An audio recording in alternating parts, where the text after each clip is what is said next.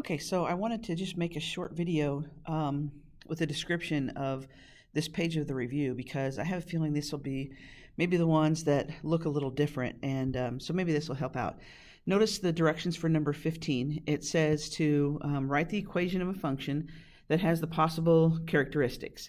So what we're doing is we're kind of working backwards, where normally we're given the equation and we dig out this information. Like, for example, look up here at, well, here's number 13 that we did in class. We were given the original equation right here, and then we had to find the vertical asymptotes, the horizontal asymptotes, and so on. Well, now we're going to work backwards because I'm going to give you all that information, and I want you to write the original equation. I think it's helpful to start with the vertical asymptotes and the holes. Okay, so I know I have an equation, y equals, and just because of the fact that there's horizontal and vertical asymptotes, that probably means it's going to be a fractional equation. So start with vertical asymptotes. Remember, that's what makes the denominator be 0. So if there's a vertical asymptote at x equals -3, that means the denominator is going to have a factor of x plus 3. Okay, and then let's go to the fact that there's a hole. If there's a hole at 2, 1/5, now I'm not that concerned about the y value.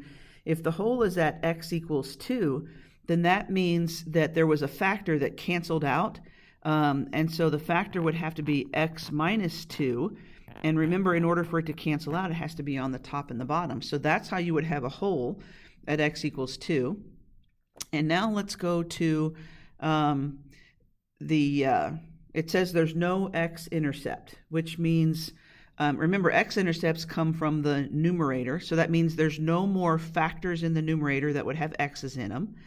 And then horizontal asymptote is y equals 0. Well, remember, for horizontal asymptotes, you've got that phrase that bigger on bottom is 0, and bigger on top is none, and the idea is I'm saying that there's a horizontal asymptote at 0, so that would be that first scenario. Whoops, sorry about that. If the horizontal asymptote is 0, that means it has to be bigger on bottom. Well, if this was multiplied out, wouldn't the denominator have an x squared? I'm just going to write this over here. The denominator would have an x squared, and yet the numerator only has an x, and that is bigger on bottom. So in this case, all I had to do was check and make sure that that would work. So this is going to be the equation that would give me that information. Okay, let's try another one. Number 16. So I'm going to start with y equals, and I'll just kind of set up a fraction just in case. If there's a vertical asymptote at 4, that means the denominator has to have a factor of x minus 4. Then let's go to the hole. If there's a hole at 1, that means both the numerator and the denominator have to have a factor of x minus 1, because remember, holes come from factors that cancel out. Okay, and then I'm going to go to x-intercept. Well, there's an x-intercept at 5. That means the numerator has to have a factor of x minus 5, right? Because that would give you an x-intercept at 5. And then the last thing, there's a horizontal asymptote at 1/2. Okay, so the only time you have a horizontal asymptote that's not 0 is if the degrees are the same. So first let's check, are the degrees the same? If the numerator were multiplied out, you'd have an x squared. If the denominator were multiplied out, you'd have an x squared. So the degrees are the same, and that means that the numbers out in front, the coefficients, would have to equal a 1/2 in order for the horizontal asymptote to be 1/2. So that means it's kind of like you have a 1 on top and a 2 on bottom. So this would be the equation. Okay, let's try another one. Look at number 17. So I've got y equals, set up my fraction. There's a vertical asymptote at x equals 0, so that means the denominator just has a factor of x there, because that would give you an asymptote at 0. There are no holes, so that means there are no factors in both the top and the bottom that are the same. There's an x-intercept at -2, so that means the numerator is going to have x plus 2, because remember, x-intercepts come from the numerator. Let's see, so I've taken into account vertical asymptote and hole and x-intercept, And in order for there to be no horizontal asymptote, notice up here it says no horizontal asymptote.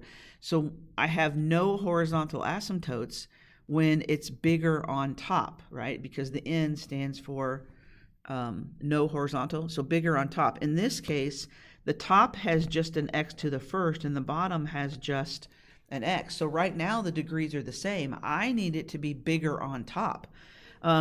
So what I could do is I could just put a square there. And so now isn't the top like having an x squared? See, I can't just put an x out in front or an x squared out in front, because then I would have things cancel with that x on the bottom, and we can't let that happen. So that would work. Okay, let's try number 18. It says, write the equation of a function whose graph has the shape of a parabola. That means after everything's canceled out, what's left is a parabola. So that means what's left has to be like some form of x squared, right? Because that would be a parabola, okay? And it says, and a whole of 2, 1/4. Well, remember, you have wholes when factors cancel out. So that means there has to be in the numerator an x minus 2 and in the denominator an x minus 2, right? Because those would cancel and that would give you a whole. And so that's all the information they give me. So that's what I'm going to have for my equation. Okay, look at number 19. It says, write the equation of a function whose graph is a line, so we're thinking mx plus b is left over, with a slope of -4, so the m is -4, and a y-intercept of -1, so the b is -1. So that means after everything's canceled out, what's going to be left is -4x minus 1, because that's my mx plus b. And then it says, and a whole at x equals 3. Well, again, if there's a whole, that means in both the numerator and denominator, there had to be a factor of x minus 3. And if I put an x minus 3 up here, I really need to put this -4x minus 1 in parentheses to show the whole thing is being multiplied by the x minus 3. So that's really all I can do with the information for that one. Okay, one last problem here that we'll do together, number 20.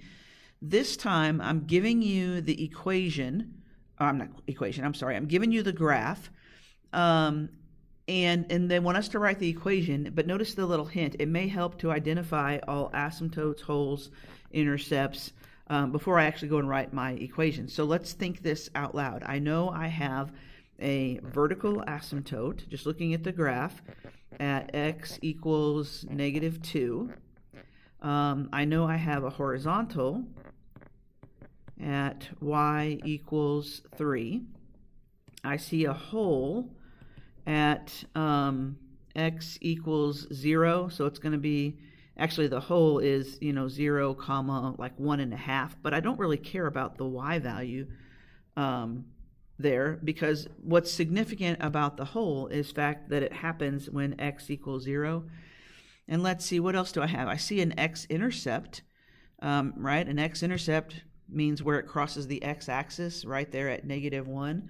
So there's an x-intercept at -1, 0. Again, what's significant about the x-intercept is the fact that it happens when x equals -1. Okay, so let's put some of this together and write an equation, kind of like we did up above. So I'm going to say y equals, vertical asymptote means the denominator has an x plus 2. Remember, I like to go to vertical asymptote and then down to holes.